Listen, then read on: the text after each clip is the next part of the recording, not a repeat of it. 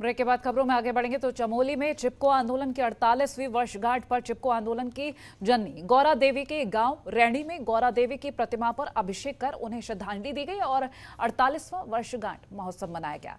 आज से लगभग 48 साल पहले जोशीमठ के रैणी गांव से वहां की महिलाओं ने गौरा देवी के नेतृत्व में पेड़ों पर चिपक कर पेड़ों और पर्यावरण को बचाने की मुहिम चलाई थी। तब से लेकर ग्रामीण चिपको आंदोलन की वर्षगांठ मनाते आ रहे हैं।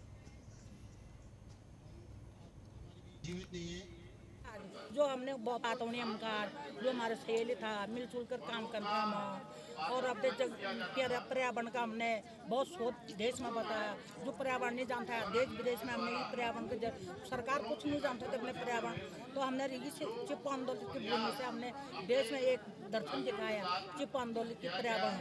तो आज पर्यावरण से जंगल बचनों था, भूमि बचनों था, गाय बछड़ी ज़्यादा संख्या थी, जानवरों की संख्या ज़्यादा थी।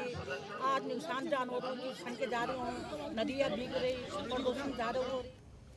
और वहीं केंद्र सरकार भारत से निर्यात बढ़ाने पर जोर दे रही है। वहीं निर्यात में वृद्धि करने की दिशा में निर्यातकों की महत्वपूर्ण भूमिका है। वहीं इस कड़ी में रुद्रपुर में वाणिज्य एवं उद्योग विभाग भारत सरकार द्वारा एक्सपोर्ट कॉन्क्लेव 2022 कार्यक्रम का आयोजन किया गया। कॉन्क्लेव का शुभारंभ मुख्य अतिथि रुद्रपुर विधायक शिव अरोड़ा ने संयुक्त रूप से दीप प्रज्वलित कर किया। इस मौके पर युगल किशोर पंत IAS जिलाधिकारी उधम सिंह नगर समेत कई अतिथि मौजूद रहे। कॉन्क्लेव में जिले के 100 से ज्यादा निर्यातकों ने भाग लिया और कॉन्क्लेव को बहुत ही उपयोगी बताया। साथ ही भविष्य में इस तरह के भी और सम्मेलन आयोजित करने की इच्छा जताई। जो कि अपेक्स बॉडी है सारी काउंसिल्स की, सारी काउंसिल से मतलब अगर आप कपड़ा एक्सपोर्ट करते हो, दवाई एक्सपोर्ट करते हो, हर एक प्रोडक्ट का एक काउंसिल है। वो सारी काउंसिल्स मिक्सअप होके FIO जो federation of Indian export organisation है, जिसके 35,000 मेंबर हैं ऑल ओवर इंडिया में, और ये हमारा एक ही लक्ष्य रहता है एक्सपोर्ट को बढ़ावा देना। प्रधानमंत्री श्री नरेंद्र मोदी जी के नेतृत्व में मिनिस्टर कॉमर्स ने ये हमें कहा है कि हर उत्तराखंड में, UP में, पंजाब में, हिमाचल में, हर जगह एक्सपोर्ट कॉन्क्लेव करिए। और रुद्रपुर में नगर निगम बोर्ड की बैठक का आयोजन किया गया, जिस विभाग के पास PPP मोड पर वेंडिंग जोन बनाने, नगर निगम क्षेत्र को पॉलिथीन मुक्त बनाकर पॉलिथीन और थर्माकोल के उत्पादों को पूरी तरह प्रतिबंधित करने समेत विकास से जुड़े 50 से ज्यादा प्रस्तावों को सर्वसम्मति से पारित किया गया। नगर निगम सभागार में मेयर रामपाल की अध्यक्षता में बैठक का आयोजन किया गया। बैठक में रुद्रपुर के नवनिर्वाचित विधायक शिव अरोड़ा ने भी शिरकत की। पहली बार बैठक में पहुंचने पर उनका स्वागत किया गया। वह रुद्रपुर के विकास को लेकर अहम सुझाव दिए है। बैठक से पहले मेयर रामपाल सिंह ने उड़ान कैफे का फीता काटकर शुभारंभ भी किया है। इस बैठक की शुरुआत में स्वच्छता को लेकर वीडियो प्रेजेंटेशन दिखाया गया। निर्णयों पर कार्रवाई की पुष्टि के बाद वित्तीय वर्ष 2021-22 में हुए आय व्यय एवं अनुपूरक पर विचार विमर्श किए गए हैं।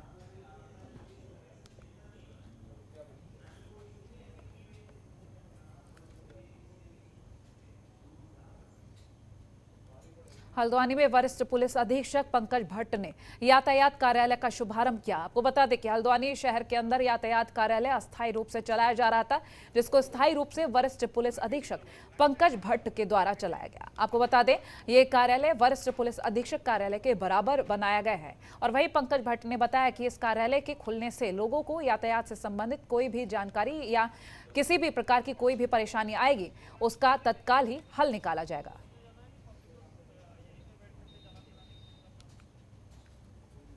पब्लिक द्वारा जो है लगातार हल्द्वानी की जो लोकल पब्लिक है उसके द्वारा एक ये समस्या रखी गई थी कि यहाँ से काठगोदाम जाना बहुत दूर हो जाता है और उनका समायोजन में है चालानों के, तो उसको ध्यान में रखते हुए यहाँ पे यातायात निरीक्षक का कार्यालय यहाँ पे आपका बहुउद्देशीय भवन में खोला गया है और इससे जो ये असुविधा थी ये जल्दी ही समाप्त हो जाएगी। यातायात कार्यालय जो हमारा काठगोदाम खुल गया तो लोगों को चालान भुगतने में, जैमर मार्केट पे लगता था तो जैमर के चालान भुगतने में समस्या का सामना उठाना पड़ रहा था।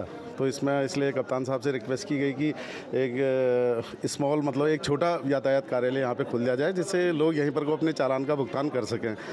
तो अभी ये नीचे जो सिंगल विंडो है वहाँ पर को जो ट्रैफिक IAF के चालान होते हैं ऑनलाइन, तो उनके चालानों का भुगतान भी अभी इसी बहुउद्देशीय भवन में सुचारू हो सकेगा। और हरिद्वार में सरकारी और प्राइवेट स्कूलों के शिक्षक क्लास में पढ़ाने के दौरान मोबाइल फोन का इस्तेमाल नहीं कर सकेंगे। पढ़ाने के दौरान मोबाइल फोन का इस्तेमाल करने वाले शिक्षकों पर विभाग कड़ी कार्रवाई करेगा। और में शिक्षण कार्य की गुणवत्ता सुधारने के लिए जिलाधिकारी विनय शंकर पांडे ने यह आदेश जारी किया है। जिलाधिकारी ने बताया कि निरीक्षण और अभिभावकों के द्वारा क्लास में पढ़ाने के दौरान शिक्षकों के मोबाइल फोन इस्तेमाल करने की शिकायत सामने आ रही थी। डीएम ने कहा कि आदेश सभी सरकारी और प्राइवेट स्कूल्स पर लागू होंगे। आदेश का उल्लंघन करने वाले शिक्षकों पर कड़ी कार्रवाई की जाएगी।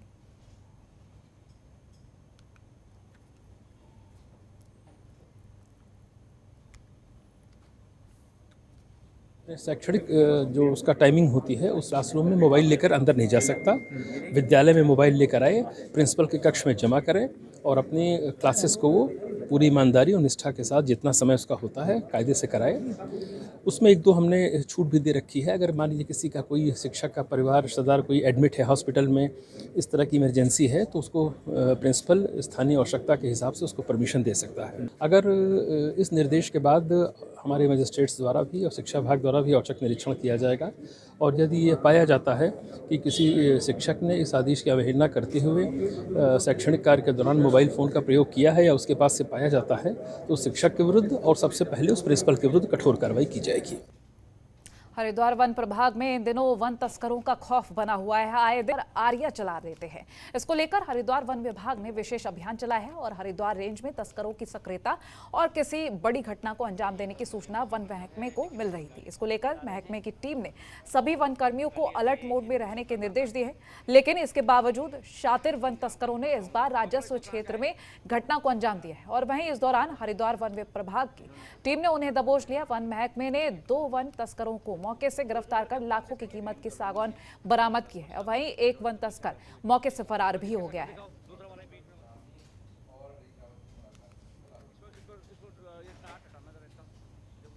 हमारे पास सूचना मिली कि अर्ली मॉर्निंग में 5:30 पे मेरे पास फ़ोन आया। उसमें कुछ शरारती तत्वों द्वारा, जो ये माफिया टाइप के लोग हैं, इनके द्वारा रोशनाबाद में किसी के निजी प्लॉट पे 5 पेड़ सागौन के काटे गए हैं और काटने के बाद उनके द्वारा अवैध तरीके से उसका अभिवहन किया जा रहा था। तो हमारी टीमें तुरंत मौके पे हम लोगों ने वहाँ रवाना की हैं। खुद मैं भी टीम को लीड कर रहा था और उसमें हमने एक जो मुजरिम था वो तो हमने मौके पे ही पकड़ लिया था। उसके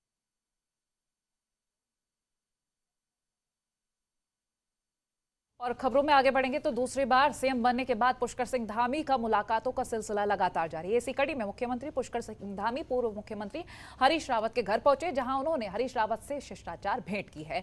मुलाकात के दौरान दोनों के बीच राज्य हित के विभिन्न विषयों पर बातचीत भी हुई है। तस्वीरें हम आपको उस वक्त की दिखा रहे हैं जब सीएम पुष्कर सिंह धामी पूर्व मुख्यमंत्री हरीश रावत के आवास पर पहुंचे थे।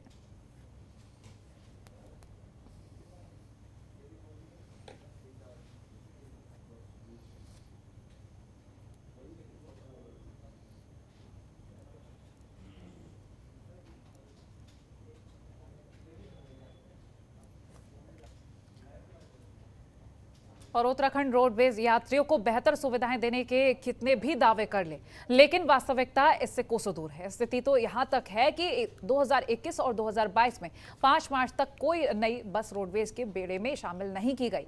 काशीपुर में यात्री 10 साल से अधिक पुरानी 29 बसों में भी यात्रा करने को मजबूर हैं। इसका खुलासा आरटीआई के जरिए हुआ।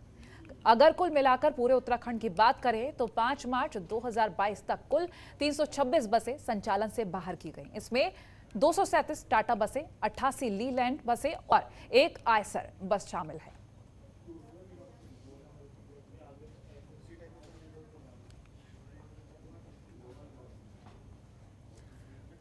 और वहीं दिनेशपुर नगर के अध्यक्ष सीमा ने अपने निवास से करीब गरीब और अस्वस्थ लोगों को मुख्यमंत्री राहत कोष से राशि का चेक बांटा। इस मौके पर क्षेत्र की सभी महिलाओं और बुजुर्ग अपने चेक लेने के लिए मौजूद रहे। नायब नाजिर ने कहा कि लोगों को ये मदद मुख्यमंत्री राहत कोष से दी जा रही है। ये चेक वितरण किया जा रहा है मुख्यमंत्री के राहत से। जो गरीब लोगों का बेटी का शादी होते हैं, जो बीमार होते हैं, उन लोगों के लिए ये चेक बांटे जा रहे हैं तहसील द्वारा।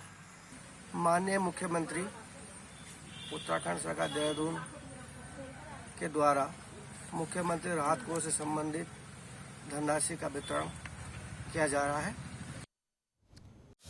खबरों के निष्पक्ष विश्लेषण के लिए सब्सक्राइब करें Janatantra TV and press the bell icon. Never miss any update.